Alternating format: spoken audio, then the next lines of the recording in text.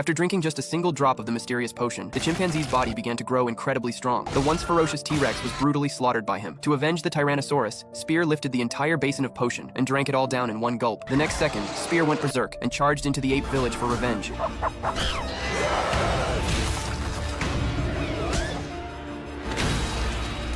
In a matter of moments, the entire tribe was razed to the ground. But when the battle ended, he couldn't bring himself to feel any joy, because the T-Rex lying on the ground had already stopped moving. Spear couldn't help but shed tears of sorrow. Along the way, Fang was no longer just a companion, but his most important family. Just as Spear was preparing to accept reality,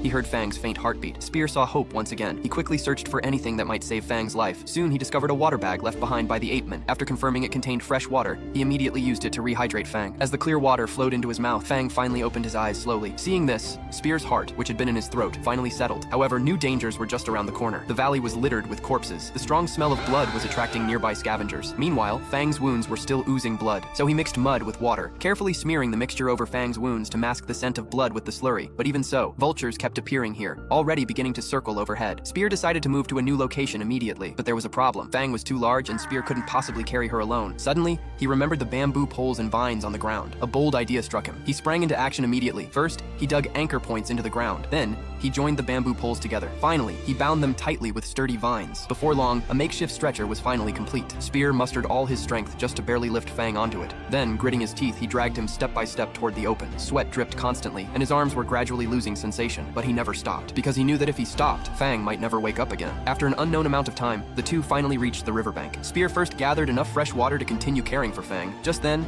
his keen instincts suddenly sounded an alarm. In the grass not far away, a hunting dog was watching them. Spear immediately went on high alert. After nightfall, he lit several bonfires around them. The flickering flames formed a defensive line. Sure enough, the hunting dog dared not approach easily. That night, the standoff between them lasted until dawn. When he woke up the next day, Spear immediately grabbed his spear and surveyed the surroundings. Only after confirming it was safe did he breathe a slight sigh of relief. Looking at the wounds on his shoulders and hands, he suddenly came up with a new idea. Spear slung the vines over his shoulder and hauled the stretcher with his body. This made things much easier, but that hunting dog remained a persistent shadow. It followed them the entire way. It had clearly marked Fang as its prey. Just then, Spear spotted a cave ahead. This place might offer temporary shelter. He quickly moved Fang into the cave, but no sooner had they settled in than several hunting dogs had already surrounded them. Spear raised his spear and let out an angry roar. Only then did the hunting dogs slowly back away, but he knew these creatures hadn't truly left. They were merely biding their time. Night fell once more. The campfire was rekindled. The hunting dog's eyes glowed in the darkness, like clusters of eerie green flames. The exhausted Fang gradually drifted off to sleep. Spear, who had been exhausted from days of relentless effort, could no longer hold on and slowly fell asleep as well. But he did not know that the true danger was now creeping ever closer.